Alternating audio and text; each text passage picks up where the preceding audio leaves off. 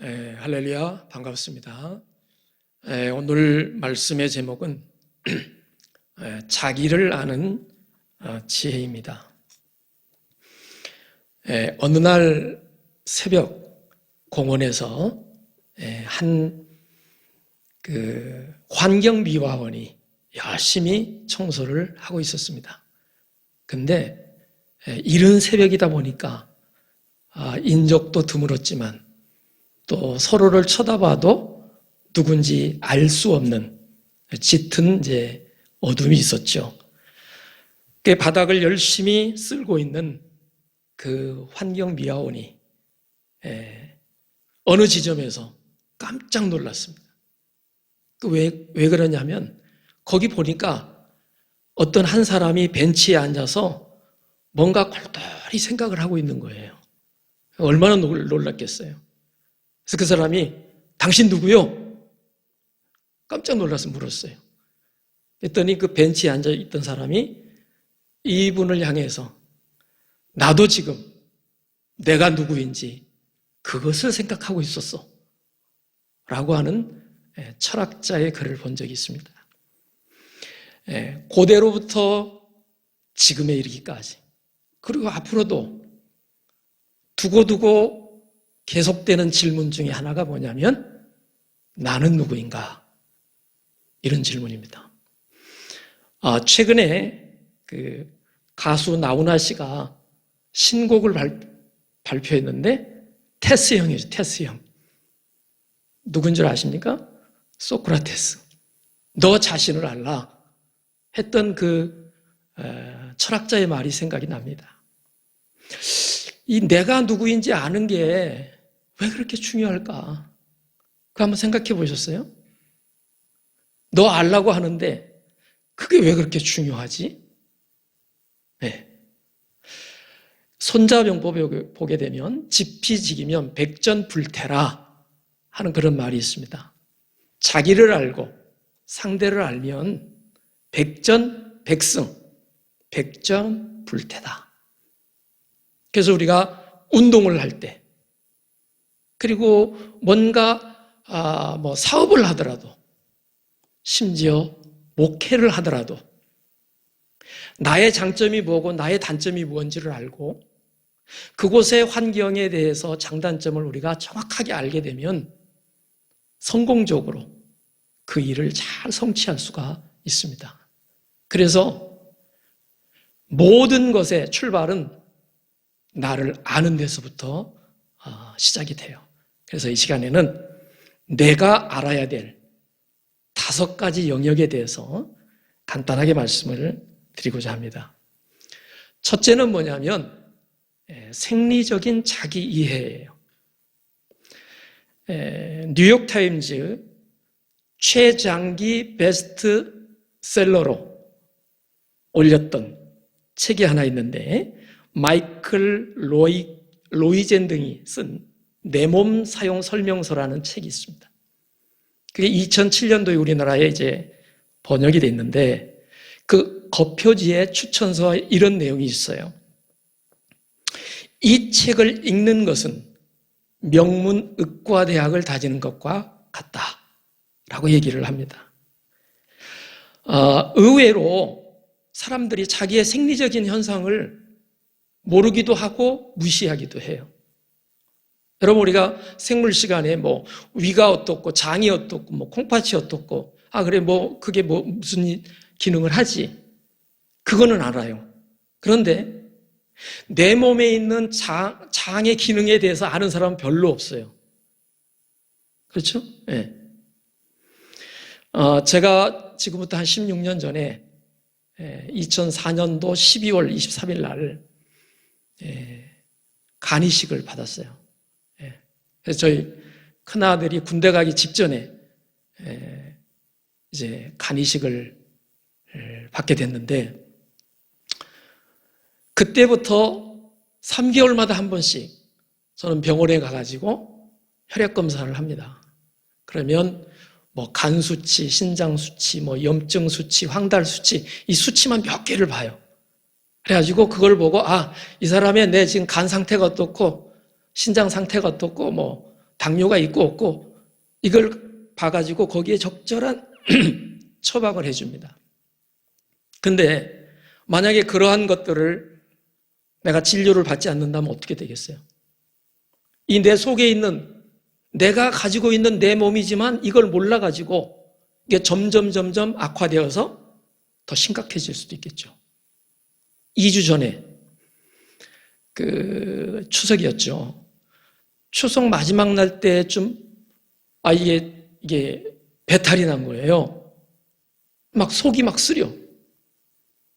이게 왜 쓰리지? 평소에 내가 이런 적이 없는데? 그러면 이제 뭘 생각하느냐면 언제부터 그랬지? 내가 뭘 잘못 먹었나? 이런 생각을 하게 되는 거예요. 가만히 생각해 보니까 평소에 먹지 않았던 햄버거를 하나 먹은 거예요. 패스트푸드. 위에 별로 좋지 않는 거. 그래가지고 이거 어떻게 하지? 주말인데 뭐 어떻게 할 수도 없고. 그래서 찾아보니까 이제 이 속쓰림, 위에 좋은 음식들이 있더라고요. 무슨 뭐 양배추를 먹어야 되고 감자를 먹어야 되고 그 다음에 뭐 바나나도 좋다고 그래요. 그런 걸 이제 사서 먹었더니 한 일주일 만에 속이 편안해졌어요.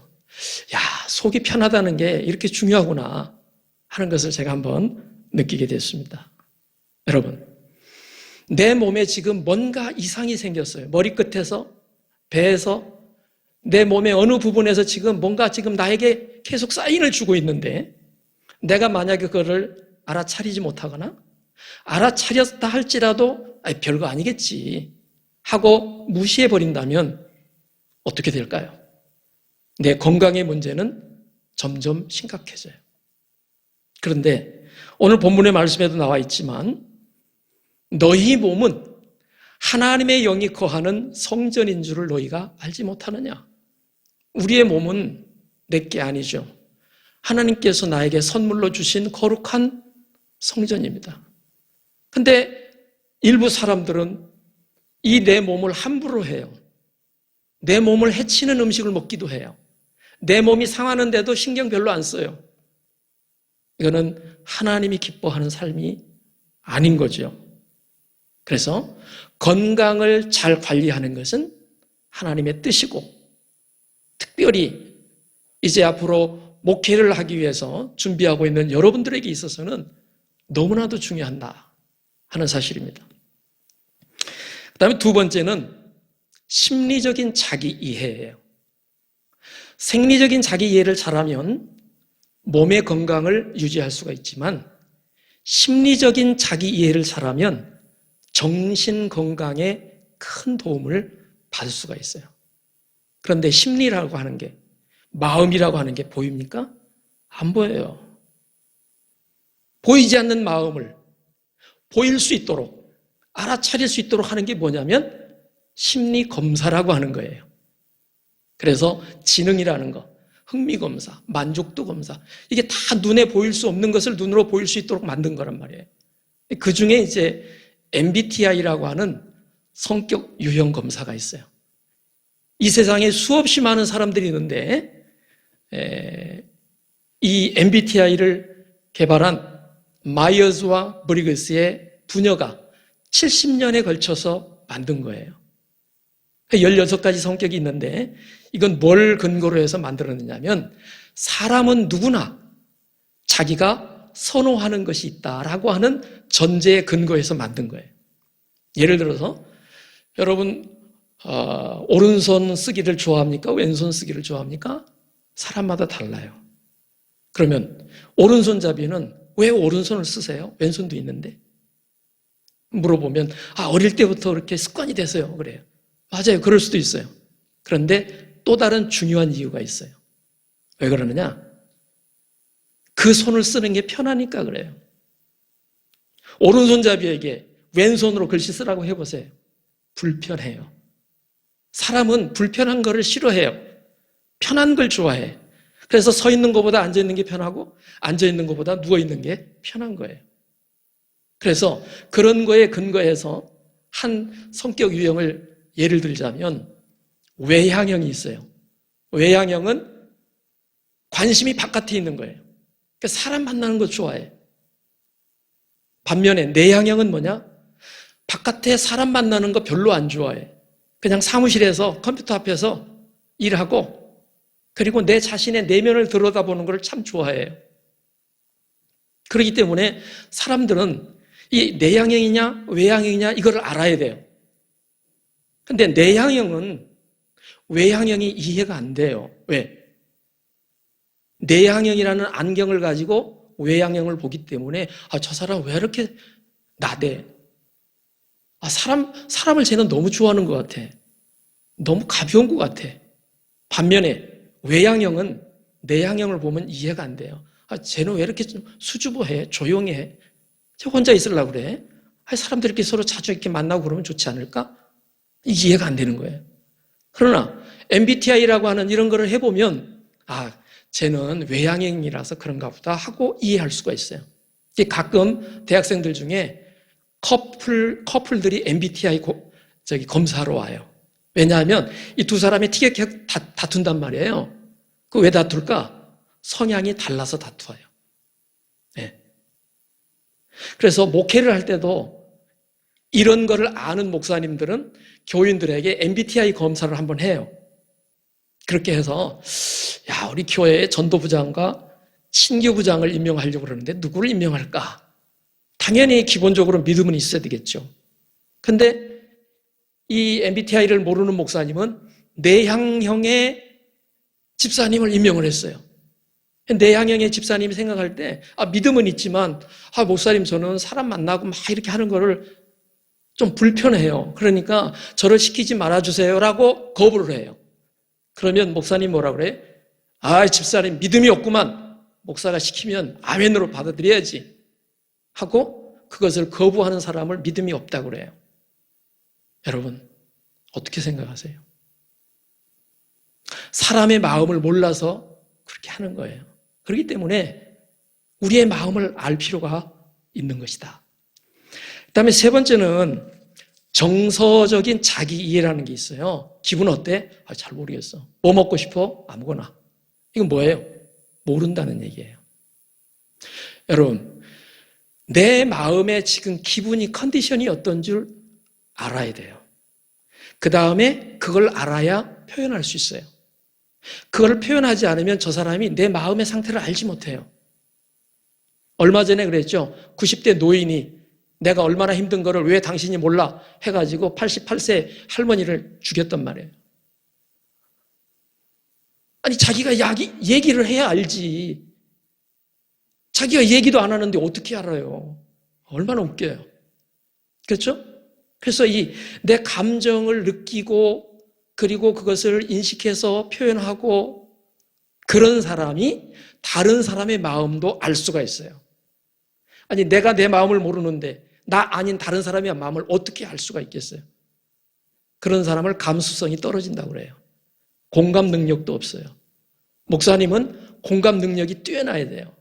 우리 성도의 얼굴빛만 봐도 그 옷 입은 모습만 봐도 저분이 오늘은 굉장히 우울한가 보다. 이런 거를 좀 느낄 수 있어야 된단 말이에요. 그런데 그런 감정적으로 민감하지 못하고 느끼지 못하는 사람의 특성이 있어요. 어떤 사람들이냐? 어릴 때부터 부모님으로부터 감정 표현하는 것을 억압당한 사람들이 그래요. 열심히 뛰어가다가 넘어져서 아파요. 막 울어. 엄마가 말해. 사내 자식이 왜 우냐고. 남자는 울면 안 되는 거야. 그래서 아프면 울어야 되는데 울면 안 된다고 교육을 받는 거예요. 그렇죠?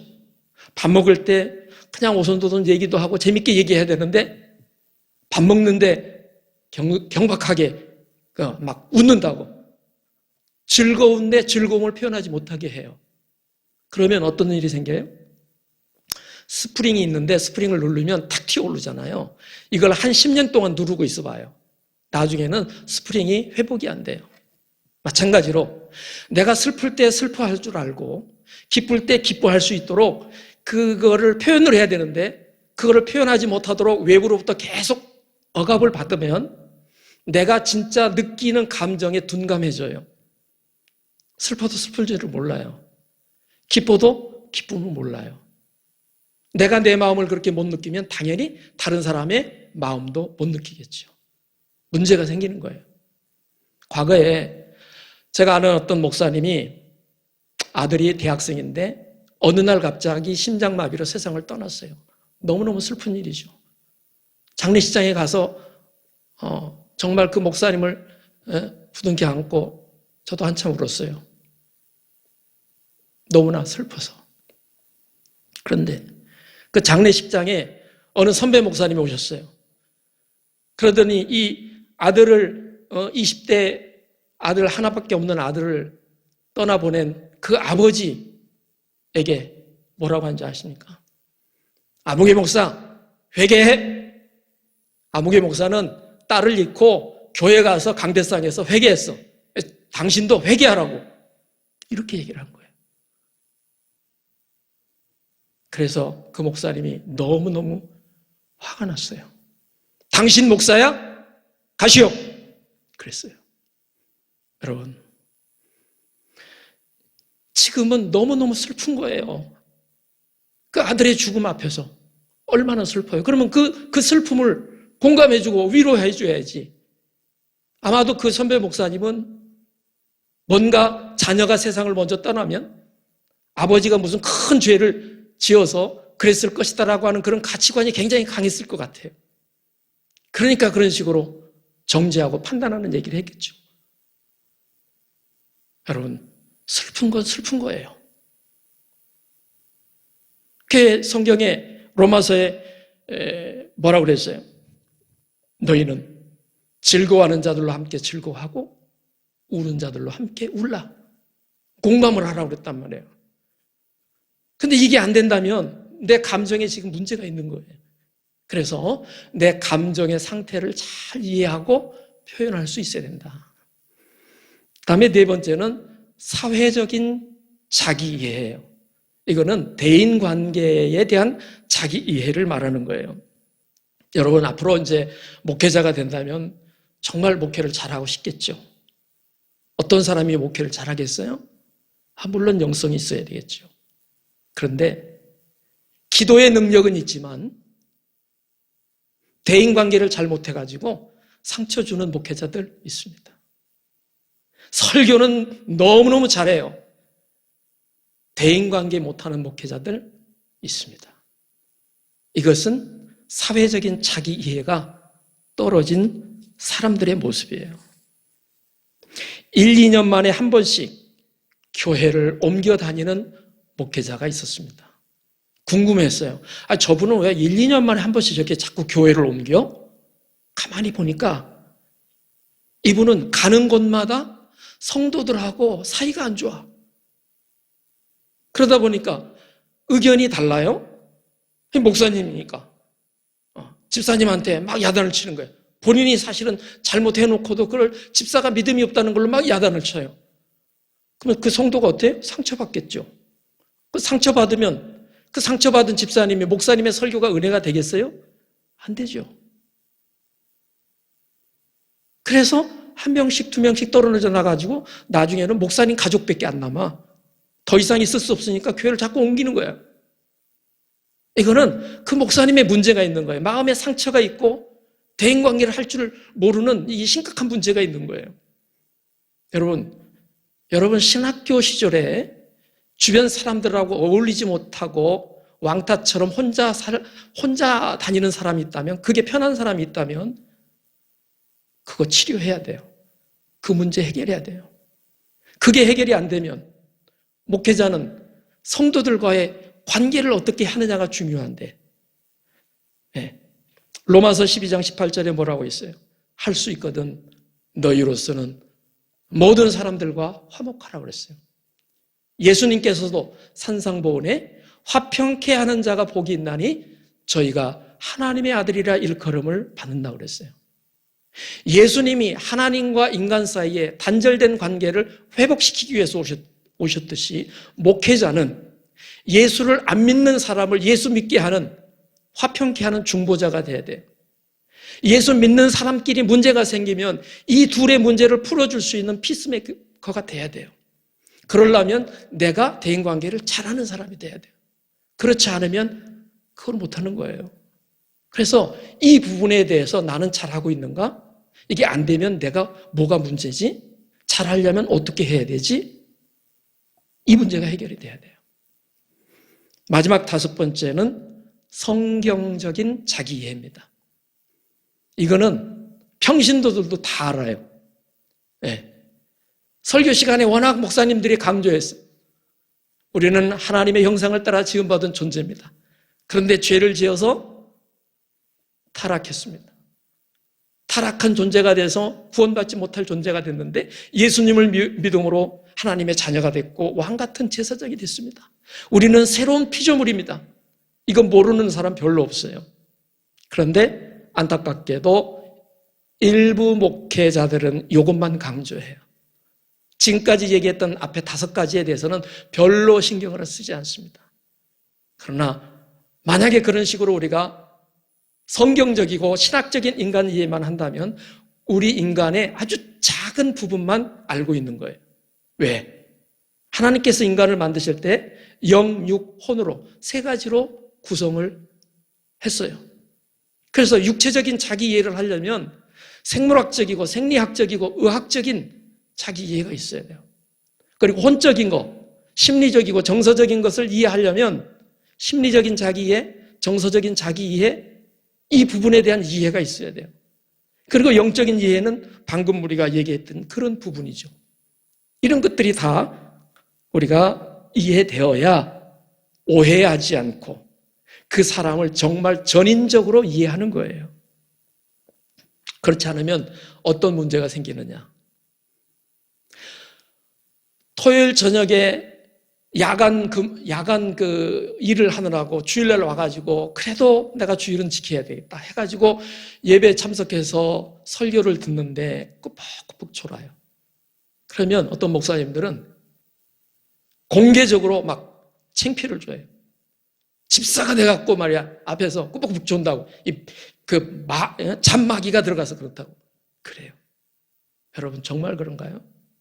그분은 그래도 어제 밤새 야근하고 피곤하지만 그래도 주일이기 때문에 교회에 왔는데 지금 생리적으로 예수님이 와서 설교를 하더라도 졸릴 수밖에 없는 그런 상황인데 그거 좀 졸았다고 잠마귀가 들어서 그렇다. 그러면 그 사람이 얼마나 수치스러울까요? 얼마나 부끄러울까요? 계속 교회 나오고 싶겠어요? 나오지 못하는 거예요. 지금 슬퍼할 수밖에 없는 장례식장에서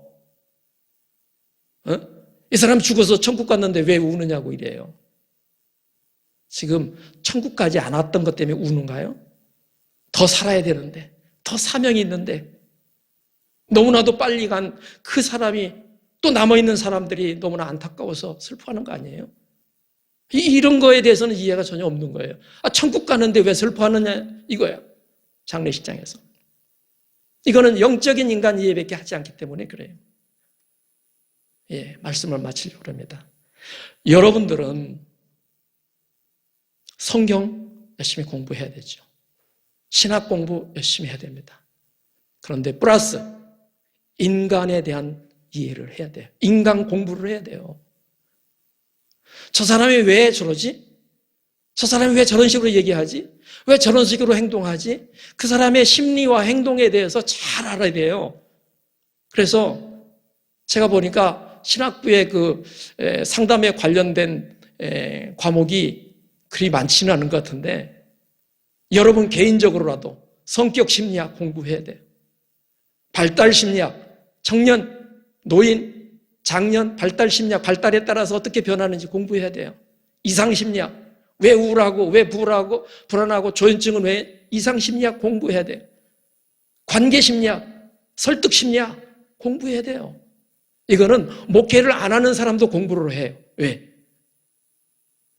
인간은 혼자 사는 존재가 아니니까. 그래서 여러분들이 나에 대한 이해를 5가지밖에 얘기 안 했지만 사실은 더 많이 있어요. 나에 대해서 충분히 이해를 하면 다른 사람도 이해하게 되고 그래서 좋은 관계를 갖게 되고 결국 그것이 하나님께서 우리에게 주신 사명을 감당하는데 엄청난 에너지를 갖게 만들어요. 아무쪼록 여러분들이 맡겨준 하나님의 사역을 잘 감당할 수 있기를 주의 이름으로 축원합니다. 기도하겠습니다. 하나님, 우리가 정말 주께서 불러주셔서 그 사명 감당하기 위해서 이곳에서 열심히 공부하고 있는데 과연 내가 나를 얼마나 잘 알고 있는지 우리 자신을 돌아보게 도와 주시옵소서. 생리적인 자기 이해, 심리적인 자기 이해, 정서적인 자기 이해, 사회적인 자기 이해, 그리고 성경적인 영적인 자기 이해를 통해서 나를 바로 알고 이웃을 바로 알고 그래서 그들을 하나님 앞으로 인도하는 일에 부족함이 없는 귀한 일꾼들로 쓰임받을 수 있도록 은혜와 복을 내리워 주옵소서. 감사하고 모든 말씀 예수님의 이름으로 기도하옵나이다. 아멘.